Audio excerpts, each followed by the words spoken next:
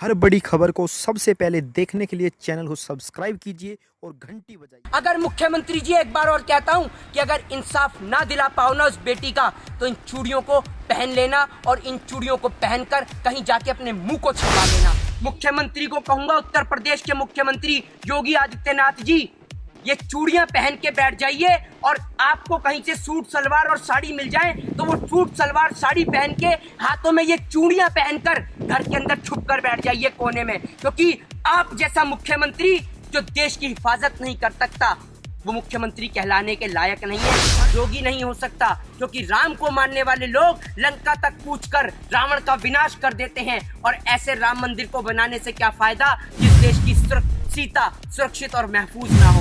अरे नामर्दो, नपुंसकों की औलादो, अरे कम से कम एक बार इतना तो सोच लेते कि आपके भी घर में कोई बहन या बेटी या माँ होगी जिस माँ ने आपको जन्मा है। कम से कम एक बार उसके रक्त का, उसके खून का, उस माँ के दूध के कर्ज को तो याद कर लेते।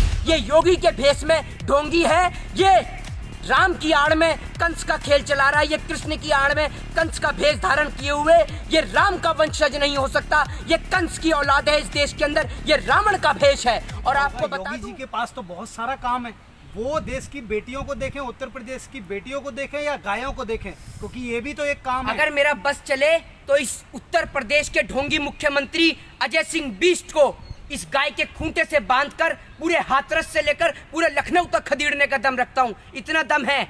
ये गाय अगर रातों रात उस बहन बेटी के शव की बजाय गाय को जलाया होता ना तो आज पूरे उत्तर प्रदेश में हंगामा मच गया होता। आज आप देखिए, रातों रात उस बेटी के शव को जला दिया जाता है। और देश का दुर्भाग्य है ये कि देश के अंदर तलाक एक साल में भले ही 12 होते हैं, लेकिन बलात्कार हर 12 मिनट पे, हर 10 मिनट पे एक होता है। लेकिन हमारे देश का दुर्भाग्य है कि हमारे देश के मुल्क के लोगों को 3 तलाक के ऊपर कानून चाहिए, लेकिन रेप और बलात्कार के ऊपर कोई कानून नहीं चाहिए। शिखर धवन की उंगली में चोट आ जाने पर यह देश का प्रधानमंत्री उसे संवेदना व्यक्त करता है और देश की फूल जैसी बच्ची के बलात्कार को लेकर इससे एक ट्वीट नहीं किया जाता है। कुवैत का शासक मर जाने पर यही प्रधानमंत्री नरेंद्र मोदी उसको ट्वीट करके संवेदना व्यक्त करता है। बहन बेटी के साथ बलात्कार हो जाने पर इसके हलक में ना जाने कौन सा फेविकॉल अटक जाता है कि इसकी हलक से आवाज नहीं निकलती। ये योगी के भेष में ढोंगी है, ये राम की आड़ में कंस का खेल चला रहा है, ये कृष्ण की आड़ में कंस का भेष धारण किए हुए ये राम का वंशज नहीं हो सकता, ये कंस की औलाद है इस देश के अंदर, ये रावण का भेष है।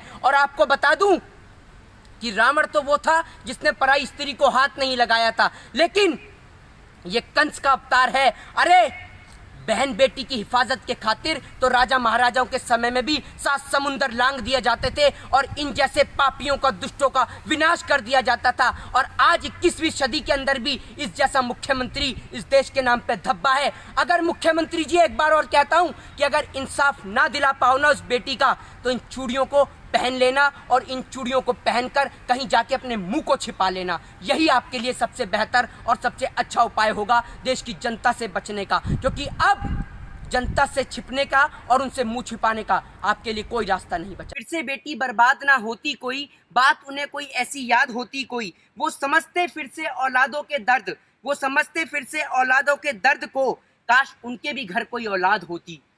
अब कहना चाहूंगा कि अपनी फूल जैसी बच्चियों की हिफाजत खुद कीजिए, क्योंकि जो सरकार चलाने वाले हैं वो खुद बेऔलाद हैं। आज शायद मैं अपनी भाषा का, अपनी मर्यादा का थोड़ा सा पालन ना कर पाऊं, आज शायद भाषा की वाणी को भी मैं क्रॉस कर जाऊं, तो उसका कारण यह है कि देश के अंदर इतनी बड़ी घटना घट गई है।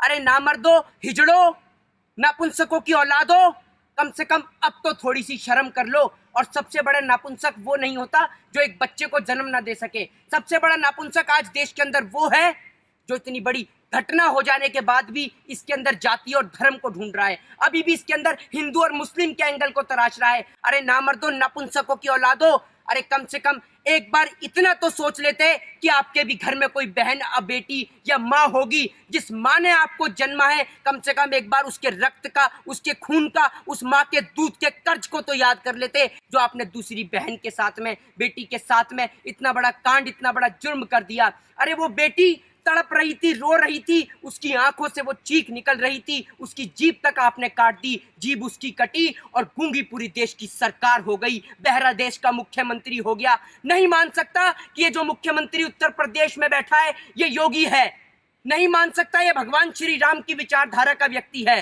क्योंकि और ना जाने किसने एक कैंडल मार्च की शुरुआत कर दी, नहीं तो बहन बेटियों के सम्मान में तो लंका फूंक दी जाती थी। नहीं कह सकता कि ये योगी उत्तर प्रदेश का मुख्यमंत्री है, ये योगी है। योगी नहीं हो सकता, क्योंकि राम को मानने वाले लोग लंका तक कूच कर रावण का विनाश कर देते हैं। और ऐसे राम मंदिर को बनाने से क्या फायदा जिस देश की सीता सुरक्षित और महफूज ना हो। आज सीता के ऊपर जो कांड हो रहे हैं, सरेआम बहन बेटियों के साथ बलात्कार हो रहे हैं, और मुख्यमंत्री 25 लाख रुपए में कीमत लगा रहा है? रातों रात एक टीम का गठन किया जाता है जिसको नाम दिया जाता है STI। टीम बनाई जाती है कि जो 7 दिन में रिपोर्ट देगी। अरे एक बात बताइए, सोच के देखिए, जिस पुलिस वाले ने उस परिवार को देखने नहीं दिया, अंतिम क्षण में उस बेटी का चेहरा नहीं देखने दिया, वो पुलिस वाले तहकीकात करेंगे? एक बात बताइए, एक देश का राष्ट्रपति मर जाता है या एक देश का शासक बन जाता है तो देश का प्रधानमंत्री तुरंत ट्वीट डालता है उस बेटी को लेकर, उस बेटी की संवेदना को लेकर। प्रधानमंत्री नरेंद्र मोदी ने एक न ट्वीट डाला है, न एक बार प्रधानमंत्री देश की जनता के बीच आके बोले। देश का मुख्यमंत्री नहीं बोला, उत्तर प्रदेश का मुख्यमंत्री, ये योगी, कि मेरे को संवेदना है उस बेटी के लिए, मुझे दर्द है। कहां से बोलेगा? क्योंकि इनके घर में, खुद के घर में इनके बेटियां नहीं हैं, ये खुद बेऔलाद हैं। सरकार चलाने वाले ये बेऔलाद हैं। और आज मुख्यमंत्री को कहूंगा, उत्तर प्रदेश के मुख्यमंत्री योगी आदित्यनाथ जी, ये चूड़ियां पहन के बैठ जाइए, और आपको कहीं से सूट सलवार और साड़ी मिल जाए तो वो सूट सलवार साड़ी पहन के हाथों में ये चूड़ियां पहनकर घर के अंदर छुप कर बैठ जाइए कोने में। क्योंकि आप जैसा मुख्यमंत्री जो देश की हिफाजत नहीं कर सकता, वो मुख्यमंत्री कहलाने के लायक नहीं है। और आप जैसे लोग कभी श्री राम के वंशज नहीं हो सकते, क्योंकि श्री राम वो थे जिन्होंने प्रजा के खातिर अपनी गर्भवती पत्नी को त्याग दिया था।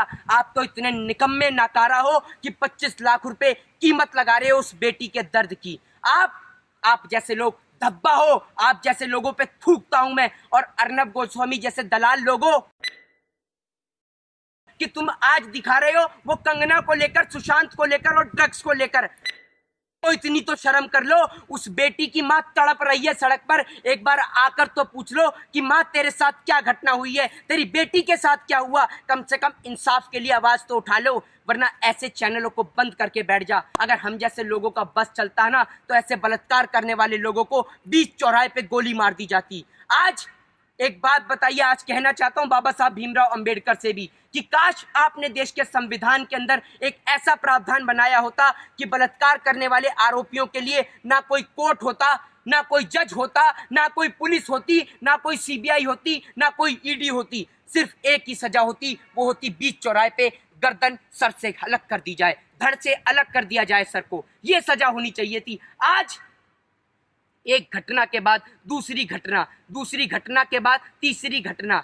कहते हैं ना, बेटी बचाओ बेटी पढ़ाओ, आज उसका विपरीत है, बेटी को जलाओ और अपराधी को बचाओ। ये है आज उत्तर प्रदेश के मुख्यमंत्री का असली चेहरा, जो आज लोगों के सामने देखने को मिल रहा है। अरे नामर्दो, नपुंसको, कम से कम अब तो अपने बच्चों की, अपनी बहन बेटियों के बारे में सोचो। आज समझ में आता है कि इस देश के अंदर ऐसी औरतों की कोई जरूरत नहीं है, इस देश के अंदर ऐसी औरतों की कोई जरूरत नहीं है, स्मृति ईरानी जैसी औरतों की कोई जरूरत नहीं है, जिनको आप जैसी बहन बेटियां सांसद बनाकर संसद तक भेजती हैं।